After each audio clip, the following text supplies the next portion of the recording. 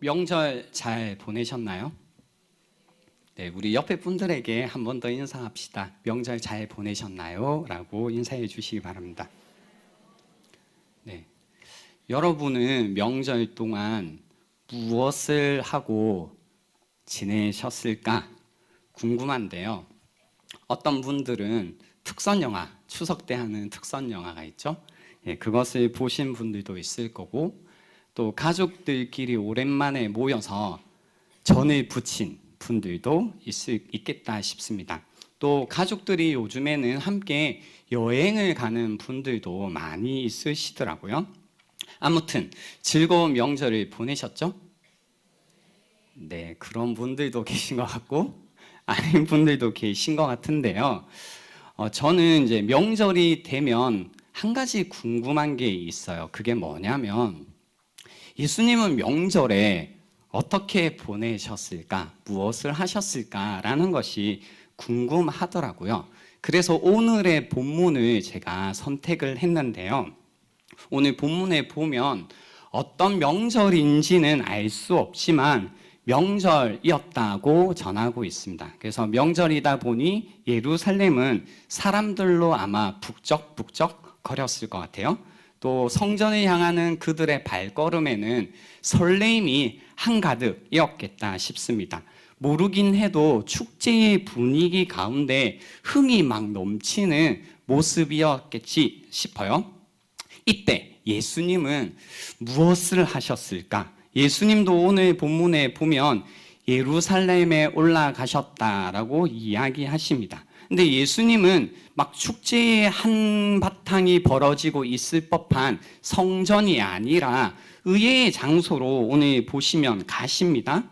그 발걸음이 향하신 곳은 성전이 아니라 베데스다입니다.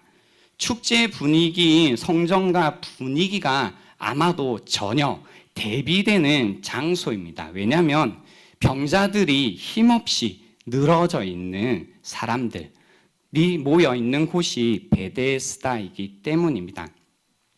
베데스다는 유명한 치료처였죠. 그것은 예루살렘 안에 성전 북쪽에 작은 이제 문이었는데 작은 양문 곁에 있던 온천이라고 여겨도 좋을 것 같습니다. 고고학자들이 이제 발굴을 한 덕분에 여러분이 예루살렘에 가실 수만 있다면 눈으로 직접 확인할 수 있는 장소가 되었습니다. 그곳은 유대인들만의 치료처는 아니라고 합니다. 고고학 증거를 보면 이방인들도 그곳을 성스러운 장소로 여겨서 의술의 신이라고 불리는 아스크레피우스에게 바쳐진 적이 있다고 합니다. 몇몇 고대의 증언들은 이 물의 색깔이 붉어서 사람들이 이제 병을 치료하는데 좋았다라는 이런 증거들이 있습니다. 근데 이제 이 베데스다는요, 하나의 신화 혹은 전설이 전해져 내려오고 있습니다. 이 연못의 물은 간헐적으로 막 끌어올랐다고 전해지는데요.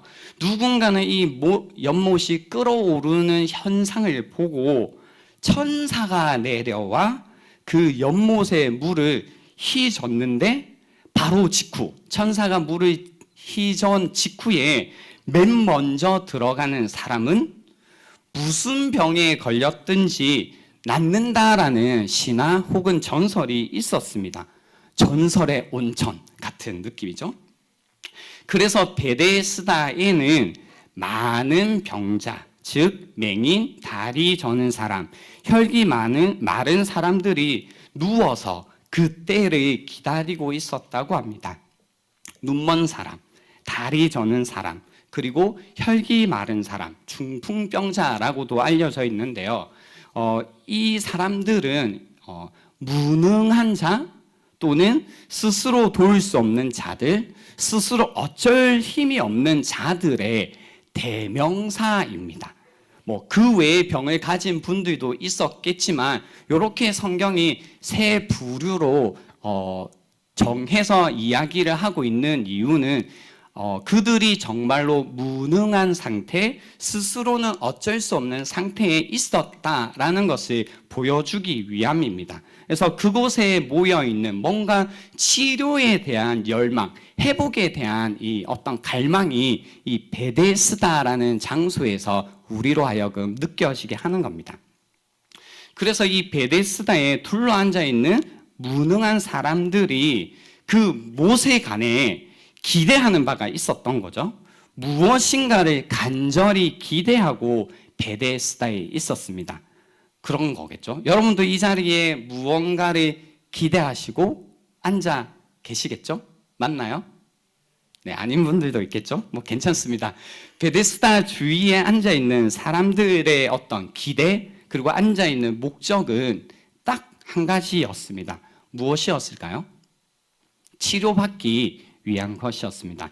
많은 병자들이 뜨거운 날씨에도 불구하고 아무 목적 없이 그 자리에 누워 있던 게 아니라 치료받기 위해 그 자리에 있었다라는 겁니다. 물론 이제 이 이야기를 들을 때요, 많은 사람들이 이런 신화 같은 일이 가능하냐고, 절대 일어날 수 없는 미신이라고 따질 수도 있겠지만 저희는 이제 굳이 이 부분을 따질 필요가 없습니다. 왜냐하면 사람들은 절박합니다. 절박하면 그게 무엇이든 붙들고 싶은 게 사람 마음이기 때문입니다. 뭔가 지푸라기라도 잡고 싶은 심정으로 그 자리에 있었구나만 이해하면 되는 것입니다. 그리고 혹여나 이제 거기에 있는 모여 있는 사람들이 뭔가 찾아올 그 절호의 기회를 놓칠까봐 그렇겠죠. 두려워서 무서워서 그 자리를 뜨지도 못했을 겁니다. 꼭 그 자리에 있어야만 하는 거죠. 왜일까요? 왜 그 자리에 꼭 있어야 될까요? 이유는 번호표를 주지 않기 때문이 아니고요. 이제 그겁니다.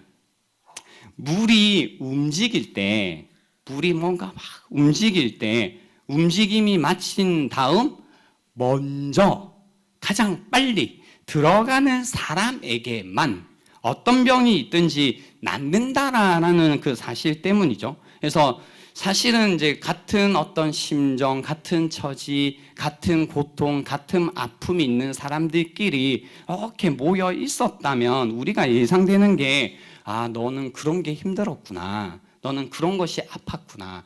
그것 때문에 진짜 어려웠겠다. 뭔가 서로 공감을 해주고 이렇게 할 것 같은데 그럴 만한 여유가 전혀 없는 겁니다.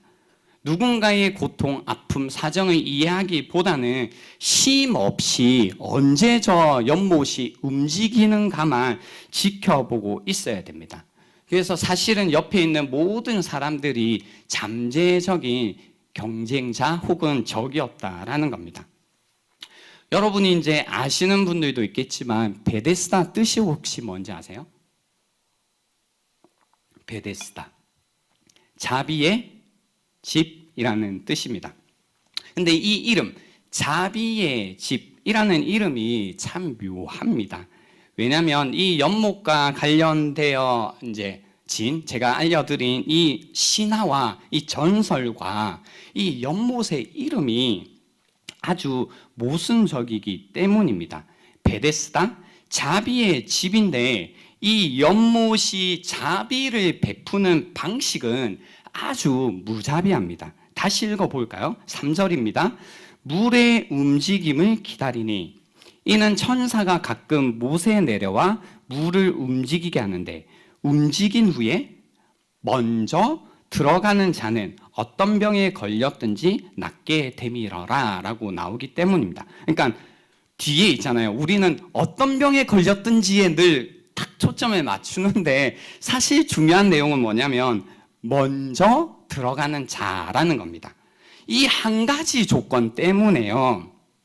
아주 경쟁적이고 아주 적대적이고 분명히 서로 원수가 되어 있을 겁니다. 누군가를 밟고 짓밟고 승리자가 되어야만 되는 것입니다. 그래서 물이 움직이면 자비가 시작되는 게 아니라 전쟁이 시작되는 겁니다. 자비의 시간이 아니라 잔혹한 시간이 될 게 뻔합니다. 그래서 또 이제 이 보세요. 베데스다가 자비의 집인데 이 방식에 있어서 굉장히 모순적이고요. 또 대상에 있어서도 굉장히 모순적입니다. 맹인, 다리 저는 사람, 혈기 마른 사람. 그러니까 스스로 어쩔 수 없는, 힘이 없는 무능한 자라고 이제 했는데요. 그러니까 능력이 안 되는 사람들이 모여 있잖아요. 근데 가장 도움이 필요한 사람이 가장 도움을 받을 수 없는 방식입니다. 왜냐하면 네가 얼마나 아프든지 필요 없어. 가장 먼저 빨리 못에 연못에 뛰어드는 사람만 낫기 때문입니다. 그래서 어쩌면 가장 필요한 사람이 이제 가장 도움을 받지 못하는 그런 방식이라는 거죠. 그래서 경쟁적이고요. 가장 강한 자만이 살아남는 구조. 뭔가 우리가 살고 있는 세상과 동일합니다. 그래서 이 부분에 있어서 제임스 보이스라는 학자가 이제 주석을 붙이면서 이런 걸 코멘트를 했습니다. 오늘날의 체제가 빈궁한 사람들에게는 가장 불리하게 작용하면서도 그것을 가장 적게 필요로 하는 사람들은 도와주는 것 같아 보인다. 부자는 더 부자가 되고 가난한 자는 더 가난한 자가 된다는 것은 누구나 알고 있는 세상 복이다. 부자들이 더 좋은 교육을 받고 영세민들은 악순환을 거듭한다라고 이제 코멘트를 했는데요. 이제 여러분도 여기 보면 다 세상을 어느 정도 사신 분들이시잖아요. 그래서 이 세상의 어떤 방식이라는 것, 또 세상이 받아주고 인정해주고 지켜 세워주는 뭔가 이제 승리하게 하는 방식에 관해서 다 알고 계시겠다 싶습니다. 그래서 이 베데스다는 우리가 살고 있는 현실과 거의 동일한 모습이다라는 겁니다. 그래서 세상의 원리가 돌아가고 있는 자비의 집입니다. 무엇보다 경쟁이라는 것이 중요합니다. 누군가를 넘어서야 하고 누군가보다 나아야 됩니다. 그리고 객관적인 조건을 놓치면 큰일 납니다. 다른 사람이 나의 기회를 빼앗아가지 못하도록 내가 반드시 다른 사람의 기회를 빼앗아야만 하는 것입니다. 여러분도 이제 한번 제가 너무 풀어서 설명을 했는데요. 곰곰이 한번 생각을 해보세요. 내가 세상에서 살고 있는 삶의 방식이 어떤 식이지? 그리고 내가 세상에서 살아남기 위해, 잘 살기 위해서 나도 지키려고 하고, 그리고 내 자녀에게도 가르쳐 주고 있는 방식이 무엇인지를 한번 생각해 보시라는 겁니다. 혹시 이 베데스다에서 통하고 있는 방식과 거의 동일한 방식으로 여러분도 살고 있고 또 여러분 자녀들에게도 가르치고 있는 게 아니냐라는 겁니다. 그 가운데 이제 경쟁적이어야 되고, 그러니까 금방 친구였는데도, 금방 아는 사람이었는데도, 금방 좋아한다고 말했는데도 뭔가 경쟁에서 뒤처진다는 마음이 들면 모든 관계를 끊어버리고 내가 이겨야 돼, 누가 나를 도와줘, 뭐 이런 마음에서 살아가는 것이 이제 우리죠. 명절이 되면 이제 친척들과 같이 모이게 됩니다. 그러면 항상 찾아오는 이제 씁쓸한 마음 중에 하나가 꼭 그런 건 아니겠지만요. 나는 예수님을 믿고 있고, 혹은 믿지 않는 친척이 있는 거죠. 같이 모였을 때, 뭐 부모님에게 뭔가 이제 하는 것도 그렇고, 같이 만났을 때 돈을 쓰는 어떤 씀씀이도 그렇고, 또 자녀들 뭔가 하고 있는 모습도 그렇고, 뭐 이런 것들을 이제 우리도 모르게 어떻게 해요? 비교해보고, 그 가운데 내가 좀 못 가진 것 같으면, 내가 능력이 좀 부족한 것 같으면 나도 모르게 내 모습과 내 마음이 움츠려들고 쪼그라드는 건 어쩔 수 없는 마음이다라는 겁니다. 아마 이번 명절을 보내시면서 이제 베데스다에 한동안 누워 계시다가 오신 분들도 있지 않을까? 그래서 뭔가 마음이 쪼그라들고 힘이 없고, 나는 왜 이렇게 살고 있을까? 나도 그때 한 방 했었어야 되는데, 그때 투자를 했었어야 되는데, 그때 내가 한번 질렀어야 되는데, 아니어서 이렇게 살고 있구나라는 그런 마음의 씁쓸함을 가지고 세상에서 살고 있는 그 세상의 방식 그대로 살고 있는 분들도 있지 않을까라는 생각을 하는 겁니다. 베데스다, 세상. 아주 막연하지만 우리를 뭔가 도와주고 치료해 줄 것처럼, 뭔가 우리에게 구원을 줄 것처럼 계속 이야기합니다. 그리고 사람들은 그 베데스다, 세상의 둘레에 앉아서 그 세상이 시키는 대로 열심히 이제 애써 보지만 곧 절망하게 되는 겁니다. 절망적인 노력을 요구하는 세상 속에서 모두가 이겨보려고 애쓰지만 아무도 승자가 없는 세상, 거기에서 우리는 살고 있다는 겁니다. 바로 이 베데스다예요. 38년 동안 아팠던, 앓고 있던 사람이 있었습니다. 여러분 혹시 38년을 아팠던 누군가를 알고 계신가요? 기다림, 뭔가 한번 나았으면 좋겠다라는 기다림의 시간은 그 정도 시간이 흘렀다면 희망이 아니라 지옥이지 않을까라는 생각이 듭니다. 38년 동안 질병 가운데 있었다라는 것은 거의 절망적인 상태였다라는 것을 우리에게 시사합니다. 만약에 이제 여러분 친척이나 여러분 가족 중에 이런 분이 있다면 이런 질문 있잖아요. 이런 38년 동안 아팠던 사람이 행복하려면 어떻게 해야 될까라는 질문을 던졌다면 여러분 뭐라고 대답하실래요? 38년 동안 절망 가운데 아무 소망 없이 살고 있는 사람에게 네가 행복하기 위해서는 뭐라고 여러분은 이야기를 하실 것 같아요? 너가 행복하기 위해서는 보통 이제 여러분은 가만히 계시지만 밖에 이제 여러분 이제 세상 친구들 만나서 이야기해 보시면 뭐라고 이야기할 거냐면 다시 태어나야 된다고 할 거라는 거죠. 그러니까 아무 소망이 없는 겁니다. 38년쯤 됐으면 이제는 그 뒤에 뭘 해줘도 어떤 반전이 일어나도 소망이 없는 거죠. 그냥 다시 태어나야 된다는 거죠. 사실 다시 태어나야 된다라는 이 마음가짐은요, 특히 20대, 30대 마음들, 이 청춘들 마음 가운데 많이 품고 있는 생각 중에 하나입니다. 뭔가 절망 가운데, 고통 가운데 어려워하고 있는 그들에게 가서 너가 행복하려면 어떻게 해야 되니? 라고 물어봤을 때 다른 그 무엇이 아니고요. 뭐 결혼해야 된다, 아니면 좋은 직장에 들어가면 된다, 돈이만, 이게 아니고요. 나 정도라면 이제는 다시 태어나야 된다라고 말을 하는데요. 그 정도의 마음의 상태면 이미 지옥이지 않겠냐라는 겁니다. 그래서 이 지옥 가운데 절망에 익숙해진 사람들은 특유의 이제 냉소와 무력감에 지배당하게 됩니다. 하염없이 자리에 누워서 이제 그 사람이 이제 기다리는 거죠. 아주 오랜 세월 동안 무언가 간절히 바라는 갈망과 되지 않는 좌절 사이를 계속해서 오가면서 그의 마음 가운데 이제 새겨져 있는 것은 패배감, 그리고 도저히 앞이 보이지 않는 어두움에 완전히 그의 영혼이 잠식당해 살고 있을 거라는 겁니다. 그 어둠 속으로 빛 대신 주님께서 찾아가시고 오늘 본문에 보시면 말을 건네십니다. 낳고 싶으냐? 예수님은 가장 무능하고 가장 힘이 없고 가장 어쩔 수 없는 그에게 찾아가 말을 걸고 계십니다. 6절 말씀을 같이 한번 보실까요? 예수께서 그 누운 것을 보시고 병이 벌써 오래된 줄 아시고 이르시되 내가 낫고자 하느냐. 그래서 여기 6절 말씀을 보시면요, 예수님께서 행동하신 세 가지 동사가 있는데요. 하나가 보시고, 두 번째가 아시고, 세 번째가 이르시되 말씀하셨다라는 동사를 사용하고 있습니다.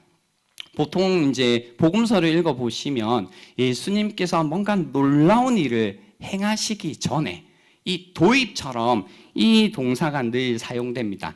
보시고, 예수님께서 보시고, 그리고 아시고라는 이것이 이제 늘 등장하는데요.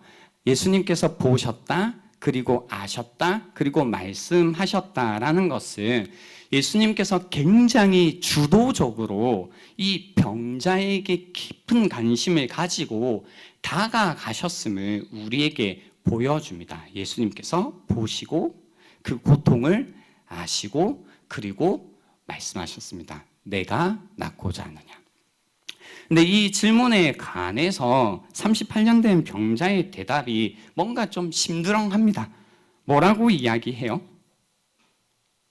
7절입니다. 병자가 대답하되 주여 물이 움직일 때에 나를 못에 넣어주는 사람이 없어 내가 가는 동안에 다른 사람이 먼저 내려가나이다 라고 이야기를 합니다. 여기에 이제 여러분이요 7절을 계속해서 이제 병자가 한 대답을 읽어보시면요, 병자가 대답하여 주여 물이 움직일 때에 나를 못에 넣어준 사람이 없어 내가 가는 동안에 다른 사람이 먼저 내려가나이다. 이 대답을 계속 꼭 씹어 보시면 예수님의 질문이 뭐였어요?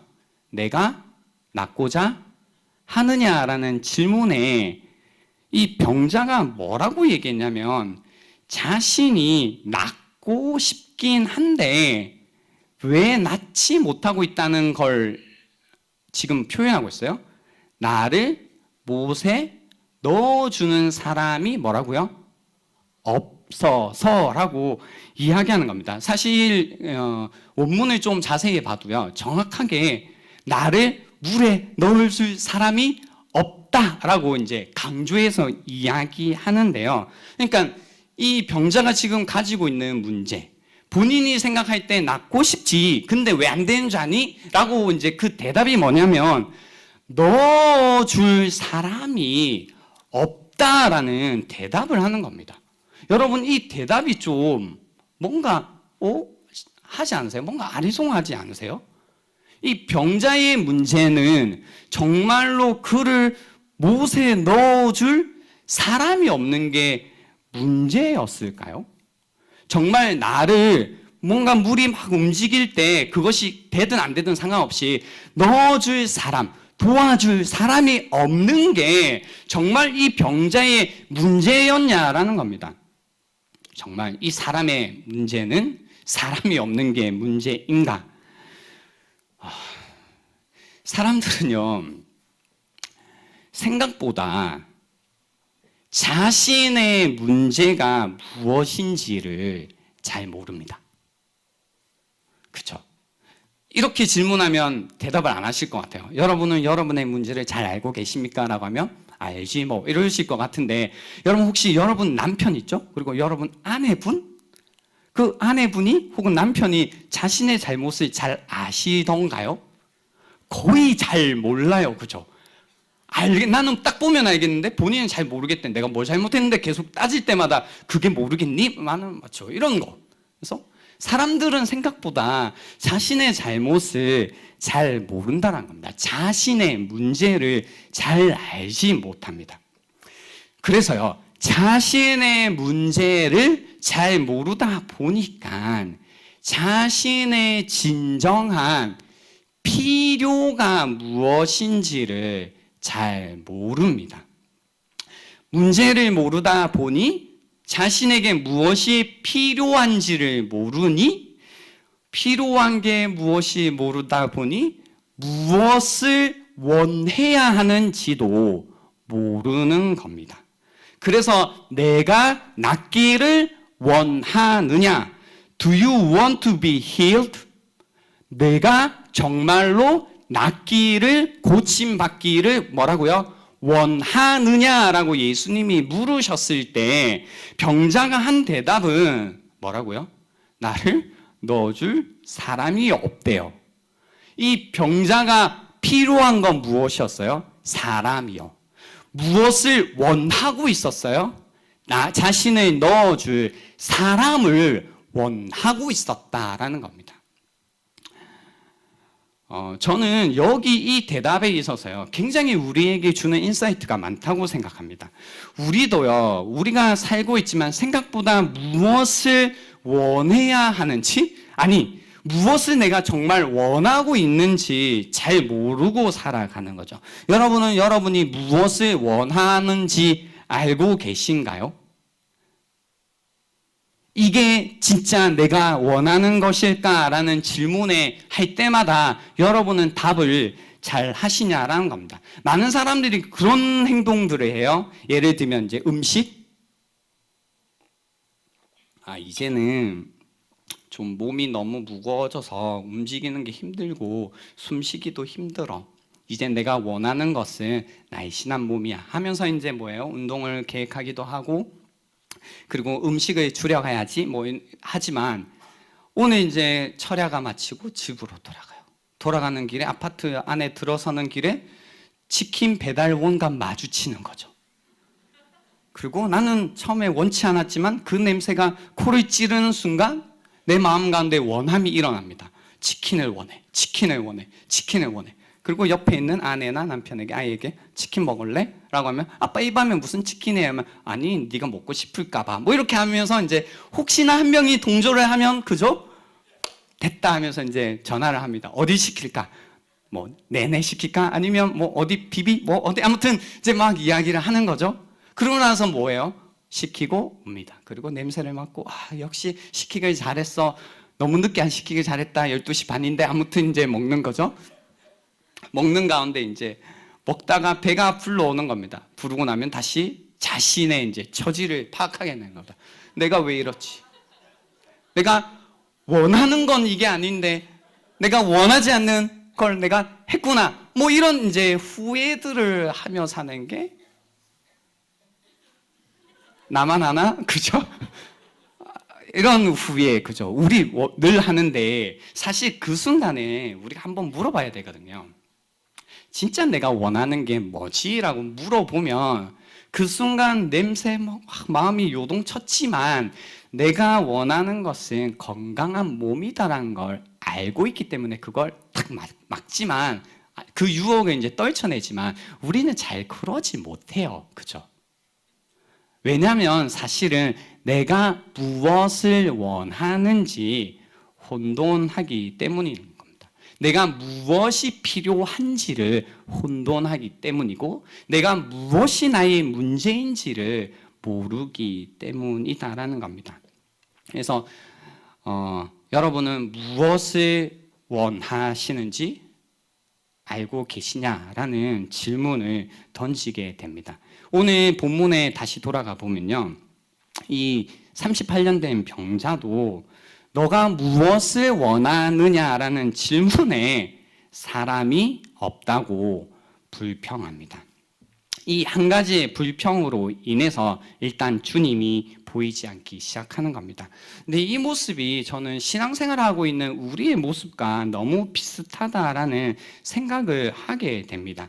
그래서 이제 그런 거 있잖아요. 내가 정말로 무엇이 나의 문제고, 그래서 나에게 무엇이 필요하고, 그리고 나는 무엇을 원해야 되는지가 거의 이제 모르기 때문에, 헷갈리기 때문에 내가 생각하는 잘못, 그리고 내가 생각하는 필요, 내가 생각하는 어떤 원함을 계속 쫓아갑니다. 그래서 신앙생활 하시는 분들 중에서도요, 여기에 넘어가 계신 분들이 굉장히 많습니다. 그래서 베데스다에 앉아있는 38년 병자처럼 오랜 세월 신앙생활을 하고 계시지만 아무런 변화가 없는 신앙생활, 그렇지만 그 마음 가운데는 왜 나에게 이런 아무런 변화가 없습니까에 대한 불평과 불만과 잔잔한 분노 가운데 신앙생활을 하시는 분들이 생각보다 많이 있다는 겁니다. 가끔 간증을 듣습니다. 요즘은 그런 간증이 유행하진 않지만 10년 전, 20년 전만 해도 그런 그 간증들이 유행했었죠. 자신의 믿음에 엄청 강한 나의 이 정도 믿음과 이 정도 헌신으로 인해 하나님께서 많은 복을 주셨다. 상황을 변화시켜 주셨다. 자식이 집에 돌아왔다. 남편이 변했다. 예수를 믿었다. 이런 간증을 들을 때마다 이런 거죠. 저 사람은 먼저 베데스다에 들어갔구나. 근데 나는 저 사람처럼 주변에서 같이 기도해 줄 사람이 없고, 같이 뭔가 함께 해줄 사람이 없고, 뭔가 주변에 좋은 목사님이 없고, 혹은 뭐 이런 사람들이 없다 보니 내 혼자서는 이게 해결이 안 되는구나. 저 사람 좋겠다. 근데 나는 왜 도와줄 사람이 없지? 왜 하나님은 나는 돕지 않지? 왜 나는 인도하지 않지? 나는 왜 붙들어주지 않지? 나는 왜 변화가 없지? 하나님을 믿고 있지만 여전히 힘들고 아프고 해결되지 않는 문제로 힘들어하며 왜 도와줄 사람과 방법들을 보내주지 않느냐며 하나님을 이제 막 원망하는 분들이 있을 수 있다는 겁니다.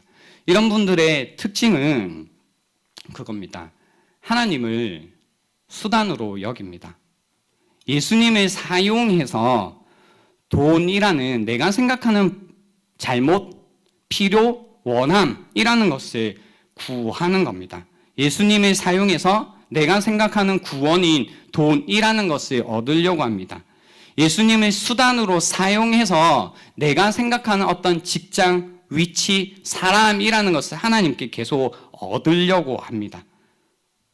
그리스도를 수단으로 우리는 사람을 얻으려고 합니다. 그래서 보세요. 수단이 뭐냐면 하나님이시고 구원은 무엇이냐면 이제 우리가 구하고 있는 필요하다라고 말하고 있는 그 것들이 되는 거죠. 그래서 예수님의 수단으로 돈을 구해보고 예수님의 수단으로 사람을 구해보고 예수님의 수단으로 뭔가 이제 인맥 뭐 이런 것들을 막 기도하고 구해보는데 된다 안 된다? 안 되죠. 왜 안 되냐? 왜냐하면 그것이 무엇이든 예수님이 하나님이 수단이 되시고 다른 그것이 이제 목적이 되기 시작하면요. 그것이 우리의 구원이기 때문에 곧 우리의 우상이 되기 때문입니다. 돈이 구원이라면 돈은 우리에게 우상이 됩니다. 사람이 구원이라면 사람은 우리에게 우상이 됩니다. 하나님 앞에 우상을 구하면서 그 우상 우리에게 주시지 왜 안 주시냐라는 질문은 사실은 미련한 질문이다라는 겁니다.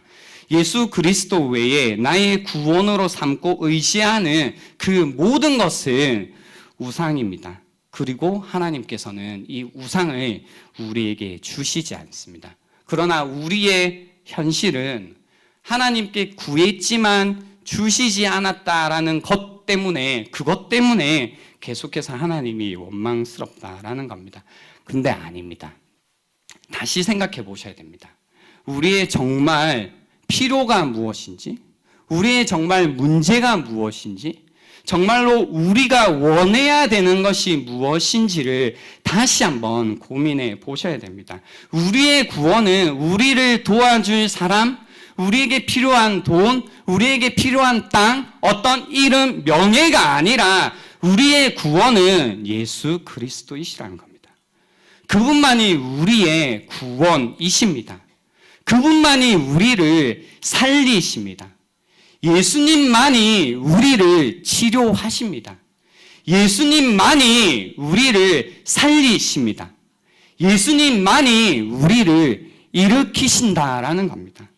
그래서 혹시 이런 상황 가운데 있는 분들이 있다면 오늘 8절 주님께서 보시고 아시고 질문하신 다음에 베푸신 구원의 말씀을 마음에 새기셔야 됩니다. 8절입니다. 예수께서 이르시되 일어나 내 자리를 들고 걸어가라. 같이 한번 읽겠습니다. 예수께서 이르시되 일어나 내 자리를 들고 걸어가라. 이 구원의 말씀을 우리에게 베푸시는 겁니다. 저는 오늘 남아있는 시간 동안 이 주님께서 베푸신 구원의 한마디, 사실 일어나라라는 이 동사 하나를 같이 좀 더 깊이 있게 살펴보고 싶은데요. 일어나라, 게럽이라는 것은 헬라어 동사로요.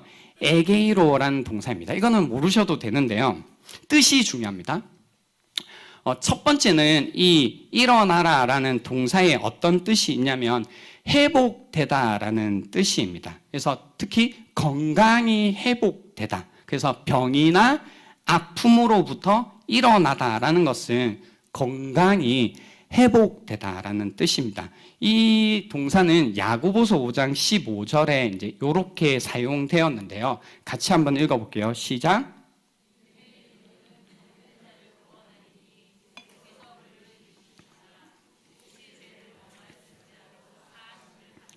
예, 여기 야고보서 5장 15절 말씀에 보시면요, 이 에게이로라는 동사가 병을 고치다, 병으로부터 아픔으로부터 일으키다라는 의미가 가지고 있고요.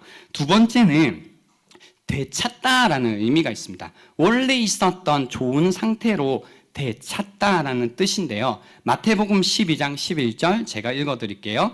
예수께서 이르시되 너희 중에 어떤 사람이 양 한 마리가 있어 안식일에 구덩이에 빠졌으면, 여기에서 끌어내지 않겠느냐에서 끌어내지가 여기서 일으키다라는 뜻이고요. 세 번째는 생명의 상태가 되다라는 뜻입니다. 무언가가 일으킴을 받아 이전에는 죽어있던 상태였다면 이제는 생명의 상태로 들어갔다, 생명의 상태가 되었다라는 뜻이 있습니다. 그리고 네 번째는 생명을 주다라는 뜻입니다. 생명이 돌아오게 하다, 생명을 주다라는 건데요. 요한복음 51장 1절, 5장 21절 말씀에 보시면 아버지께서 죽은 자들을 어떻게? 일으켜 살리심같이 아들도 자기가 원하는 자들을 살리시느니라 라고 해서요, 일으켜 생명을 주신다라는 뜻이고요. 고린도후서 1장 9절 말씀에도 이렇게 있습니다. 우리는 우리 자신이 사형 선고를 받은 줄 알았으니 이는 우리로 자기를 의지하지 말고 오직 죽은 자를 다시 살리시는, 일으키시는 하나님만 의지하게 하심이라 라고 해서요, 생명의 회복, 생명을 주다라는 뜻이 있습니다. 그리고 우리가 보고 있는 이 명령형으로 적혔을 때는요, 이런 겁니다. 뭔가 고정되어 있는 거, 확고한 거, 변함없는 그 어떤 것을 움직이게 만드는 움직임과 변화를 야기하는 명령이 이 일어나라라는 명령인 것입니다. 그래서 오늘 이제 저희가 읽었던 구절뿐만이 아니라 주님께서는 뭔가 고정되어 있고 죽어 있는 것 같고 변하지 않는 것 같고 확고한 것 같은 그 어떤 상황 가운데서 늘 쓰셨던 말씀이 무엇이냐면 이 일어나라라는 말씀을 쓰셨다라는 겁니다. 마가복음 2장 11절 말씀에도 내가 내게 이르노니, 여기에도 중풍병자에게 이르신 말씀입니다. 일어나 내 상을 가지고 집으로 가라라고 하시고, 마가복음 5장 41절에 야이로의 딸을 고치는 장면에서도 달리다굼, 뭐예요? 따라 일어나라라고 말씀하십니다. 그리고 사도행전 3장 6절에서도요, 이 말씀의 능력을 경험한 그 사도들이 이렇게 이야기합니다. 베드로가 이르되 은과 금은 내게 없거니와 내게 있는 이것을 내게 주노니 나사렛 예수 그리스도의 이름으로 일어나 걸으라 라고 선포하시는 겁니다. 뿐만 아니라 에베소서 5장 14절에도요, 그러므로 이르시기를 잠자는 자여 깨어서 죽은 자들 가운데서 일어나라. 그리스도께서 너에게 비추이시리라 하셨느니라 라고 하셔서요, 주님께서 뭔가 변하지 않을 것 같은 상태, 여전히 지속될 것 같은 그 어떤 죽음과 같은 상태에 관해서 일어나라, 이제 변화를 일으키시고 이제 구원을 일으키시고 이제 생명을 주실 때 사용하신 동사가 바로 이 일어나라라는 말씀이라는 겁니다. 그래서 주님께서는 그분께서 원하시는 자에게 찾아가셔서 죽음밖에 없고 절망 가운데 어떠한 치료의 소망도 없던 자에게 찾아가셔서 이렇게 말씀하시는 겁니다. 일어나라, 일어나라, 일어나라 라고 주님께서 생명의 말씀으로 이야기하시는 겁니다. 여러분, 이 땅 가운데요, 정말로 지금과 같은 상태와 있는 여러분에게, 절망밖에 없는 여러분에게 38년 된 병자요, 못 받겠죠. 주변에 38년 동안 아픈 사람들 보는 거 힘들지만요, 사실 그건 밖을 봐서 그렇죠. 근데 만약에 우리가 우리 자신을 본다면 어때요?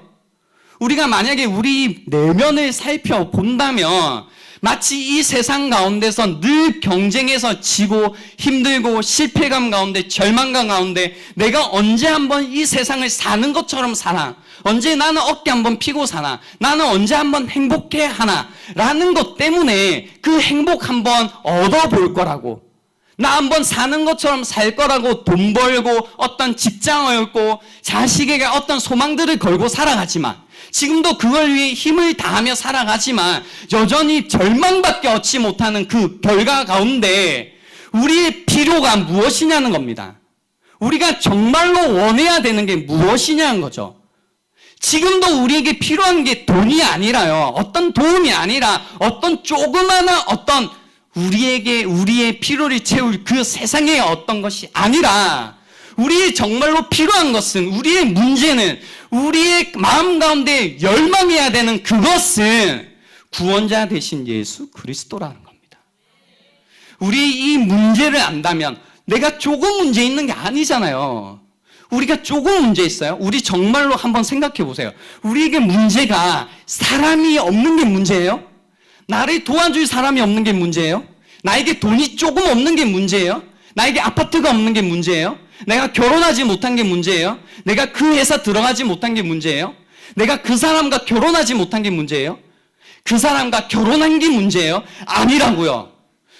정말로 우리 안에 있는 문제는 우리 안에 있는 죄, 우리를 끊임없이 절망하게 하고 죽음 가운데 머물게 하는, 어둠 가운데 머물게 하는 그것이 우리의 진정한 문제이고, 우리의 필요는 이 어둠을 헤쳐나갈 빛 대신 예수 그리스도이며, 이 죽음에서 우리를 일으킬 그 구원자 대신 예수님의 말씀, 일어나라, 일어나라로 말씀하여 주시는 주님의 그 말씀이 우리에게 필요하다는 겁니다.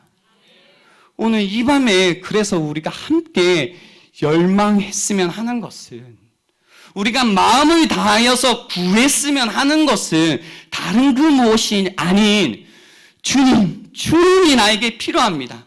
나의 구원자 되시는 주님이 필요합니다. 나에게 생명 되신 주님이 필요합니다. 다른 그 무엇이 아닌 내게 필요한 것은 예수 그리스도 그 이름뿐입니다 라는 이 고백을 올려드릴 수 있는 시간이 될 수 있으면 좋겠습니다. 이제 말씀을 마치려고 하는데요, 명절에 예수님께서는 가장 약하고 가장 무능하고 가장 도움이 필요한 자들에게 찾아가셔서 보시고 아시고 말씀하셨다라는 겁니다. 지금 주님 뭐 하고 계실까? 라고 할 때 저는 같은 대답을 드릴 수 있을 것 같아요. 여전히 무능하고 힘이 없고 어쩔 수 없고 어떻게 해야 되지? 절망 가운데 어둠 가운데 있는 자들에게 지금도 찾아가셔서 그 마음을 보시고 그 고통을 아시고, 그리고 이렇게 말을 거실 겁니다. 내가 낫기를 원하느냐? 오늘 이 질문에 우리가 주님, 제가 주님을 원합니다 라고 대답할 수 있는 시간이 될 수 있으면 좋겠습니다. 우리 함께 이 시간 찬양하고 기도하는 시간 갖도록 하겠습니다.